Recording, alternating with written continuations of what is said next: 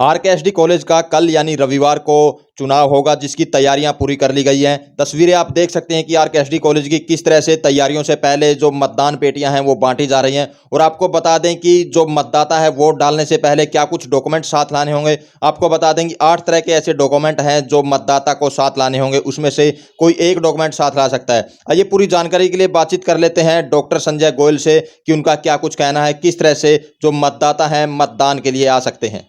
कल 7 जनवरी 2024 को राष्ट्रीय विद्या समिति का चुनाव है और हमारी जिम्मेवारी है आरकेएसडी कॉलेज की कि भी ये चुनाव हम करवाएं। और इस प्रोसेस में जो वोटिंग है और उसके जो काउंटिंग है और डिक्लेरेशन ऑफ रिज़ल्ट है, ये जो 3 स्टेप्स हैं इम्पोर्टेंट, वो कल किए जाएंगे। और क्योंकि कल मतदान है तो मेरा अनुरोध है सभी माननीय सदस्यों से राष्ट्रीय विद्या समिति के कि वे अपना मतदान करने यहाँ पर ज़रूर आएँ। और मतदान का समय सुबह 9 बजे से लेकर शाम के 4:30 बजे तक रहेगा। तो समय के बीच में वो आकर अपना मतदान करें। और जब वो मतदान के लिए आ रहे हैं तो हमने 8 तरह के आइडेंटिटी कार्ड डिक्लेयर किए हैं, जिसके बेसिस पर आइडेंटिटी को एस्टेब्लिश किया जाएगा। और वो जो आई कार्ड हैं, मुख्य रूप से उनकी अगर मैं सूची बताऊं तो एक तो इलेक्शन कमीशन ऑफ इंडिया के द्वारा इशू किया हुआ I card, number 2 pan card, number 3 Aadhaar card, या फिर यदि आप एम्प्लॉई हैं या रहे हैं स्टेट गवर्नमेंट और सेंट्रल गवर्नमेंट के, तो स्टेट या सेंट्रल गवर्नमेंट के द्वारा इशू किया हुआ जो आई कार्ड है वो भी मान्य रहेगा। इसके अलावा आपकी बैंक की या पोस्ट ऑफिस की जो पासबुक है जिस पर फ़ोटो लगी हुई है, बिना फ़ोटो के आई कार्ड नहीं होना चाहिए, वो फ़ोटो वाला भी मान्य होगा। पासपोर्ट आपका है यदि, आप उसको भी साथ में लेके आ सकते हैं। कुछ आई कार्ड राष्ट्रीय विद्या समिति ने भी अपने सदस्यों को इशू किए हैं, लेकिन उनके साथ ये भी ज़रूरी समझा गया है कि एक आइडेंटिटी कार्ड इन 8 में से भी ज़रूर होना चाहिए।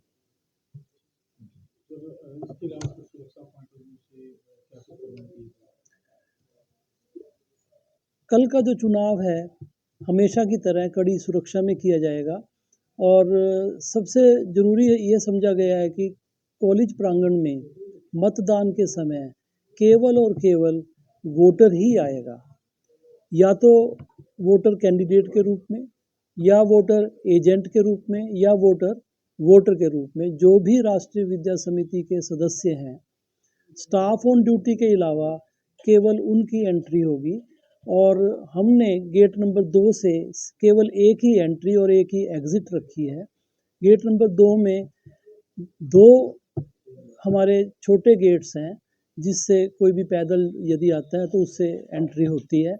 तो 10 कॉलेजियम, कॉलेजियम नंबर 1 से 10 तक, जो अगर आप सामने आएँ तो लेफ़्ट साइड जो गेट होगा उधर से एंट्री होगी। और 11 से 21 ये जो इनमें कॉलेजियम आते हैं, ये कॉलेजियम नंबर राइट साइड के गेट से एंटर करेंगे।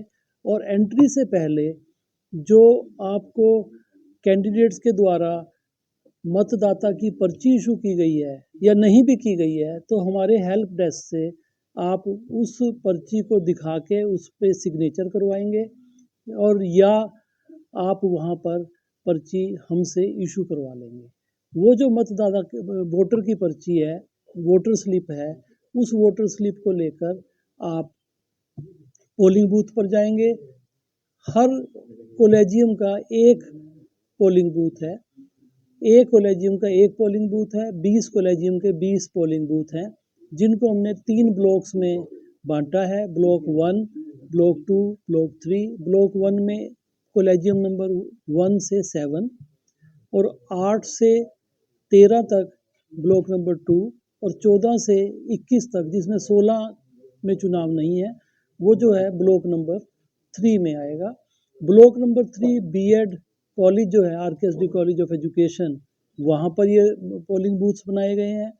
ब्लॉक नंबर 2 प्रिंसिपल ऑफिस के सामने है। और ब्लॉक नंबर 1 जो है हमारा जो प्रेजेंट में कॉमर्स ब्लॉक है, जो कि गेट नंबर 1 की तरफ आता है, वहाँ पर है।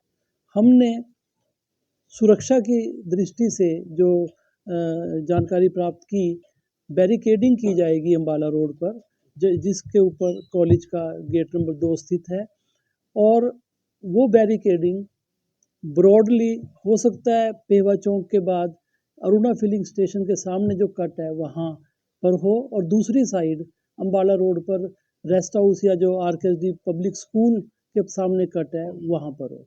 तो बैरिकेडिंग से कॉलेज के गेट नंबर 2 तक आने के लिए हमने गाड़ियों की व्यवस्था की है कॉलेज की तरफ से, और हमारे जो आदरणीय मतदाता हैं उनको यह सुविधा उपलब्ध रहेगी। उन गाड़ियों से वो मौसम को देखते हुए या दूरी को देखते हुए जैसी उनकी इच्छा है, अगर पैदल आना चाहें पैदल आ सकते हैं, यदि उन गाड़ियों का लाभ उठाना चाहें तो वो उन गाड़ियों से आ सकते हैं। वो लगातार शटल करती रहेंगी बैरिकेड से गेट नंबर 2 तक।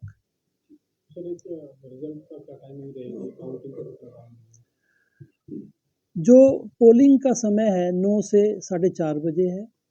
जिस पोलिंग बूथ में जिस कॉलेजियम की पोलिंग हो रही है, एकदम पोलिंग कंप्लीट होने के बाद 4:30 बजे एग्जैक्ट सायरन बजेगा। सायरन बजते ही पोलिंग रुक जाएगी और हम वहाँ पर काउंटिंग शुरू कर देंगे, और उस वक्त या तो कैंडिडेट या उनका एक एजेंट, 2 कैंडिडेट हैं तो 2 एजेंट, 3 कैंडिडेट हैं तो 3 एजेंट प्लस पोलिंग पार्टी वहाँ रहेगी, और कैंपस जो है वो बिल्कुल खाली हो जाएगा। जो और भी जो लोग होंगे यहाँ पर उनसे भी हम अनुरोध करेंगे कि भी वो कैंपस खाली कर दें जब काउंटिंग चल रही होगी। और वैसे भी हमारा यही प्रयास है कि जो वोटर यहाँ आ रहा है वो अपनी वोट का कर्तव्य पूरा करके दूसरा कर्तव्य ये निभाए कि वो कैंपस से जल्दी बाहर चले जाएं, ताकि यहाँ पर जो व्यवस्था है वो सुचारू रूप से चलती रहे। जी, प्रशासन के साथ मिलकर ही हम ये सारा कार्य कर रहे हैं, और हमने पत्र लिखा था डिप्टी कमिश्नर को। धारा 144 यहाँ पर लगी हुई है, और इसके अलावा एक ड्यूटी मजिस्ट्रेट यहाँ पर अपॉइंट किए गए हैं। वो हमारे साथ यहाँ पर रहेंगे, स्थिति को वो ऑब्जर्व करेंगे, और जो पुलिस प्रशासन है वो यहाँ की सुरक्षा की जिम्मेवारी निभाए। इस चुनाव में यूनिवर्सिटी ऑब्जर्वर की आवश्यकता नहीं है, लेकिन ये जो चुनाव है ये registrar, district registrar firms and societies के अधीन आता है। जो जितनी भी सोसाइटीज़ हैं, तो जो राष्ट्रीय विद्या समिति जो एज ए सोसाइटी ये district registrar firms and societies के अधीन आती है, तो जो भी प्रोसेस है वो हम उधर रिपोर्ट करते हैं। तो हमने उनको भी पत्र लिखा हुआ है, उनको अनुरोध किया हुआ है, रिमाइंडर भी भेजा है कि वो इस अवसर पर अपना जो प्रतिनिधि है ऑब्जर्वर के रूप में भेजें। तो हमें आशा है कि वो ऑब्जर्वर भी आएंगे। तो एक ऑब्जर्वर होंगे और एक ड्यूटी मजिस्ट्रेट।